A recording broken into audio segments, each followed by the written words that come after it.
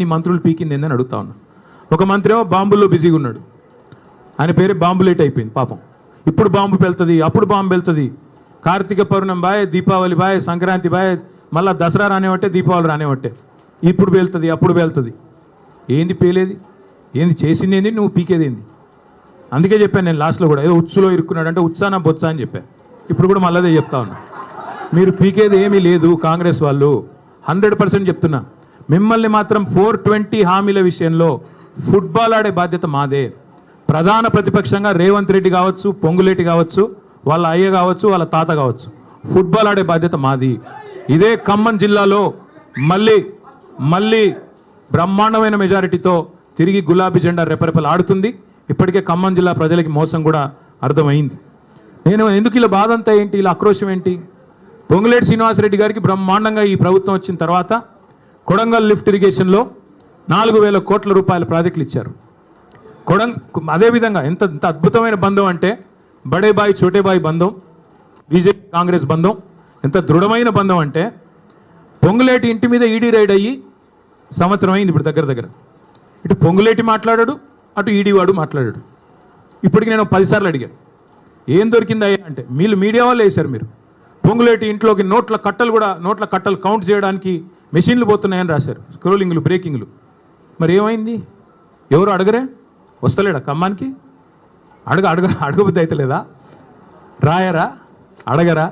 అట్లాగే అటు ఆయన ఈడీ ఆయన చెప్పడు, ఇటు ఈయన చెప్పడు, పొంగులేటి చెప్పడు. ఏం దొరికిందా అంటే, ఎన్ని 100 కోట్లు దొరికినాయి, ఎక్కడ పోతున్నాయి ఇవన్నీ, ఎక్కడ పోతున్నాయో మాకు తెలుసు.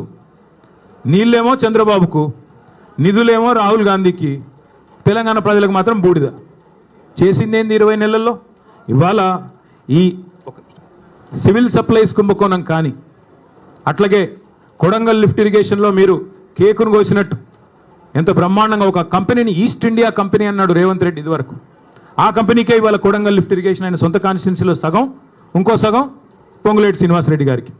అట్లాగే మిస్ వరల్డ్ అని ఒక కాంటెస్ట్ పెట్టాడు ఈ అందగాడు. ఇంకా మా జగదీష్ రెడ్డి గారిని పట్టుకొని నిన్నగాక మొన్న 3 ఫీట్లు ఉన్నాడు అంటున్నాడు. ఈయన పెద్ద అమితాబ్ బచ్చన్ అన్నట్టు.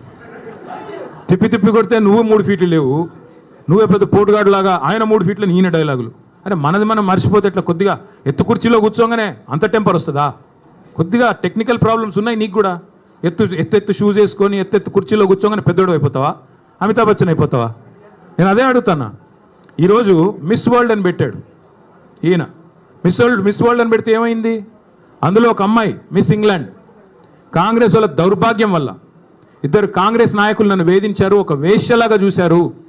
ఇంత నికృష్టమైన ప్రభుత్వం ఎక్కడా లేదని ఒక ఆడపిల్ల, వేరే దేశపు అమ్మాయి ఆడకూతురు దరిద్రం అని చెప్పి మధ్యలో వెళ్ళిపోయింది.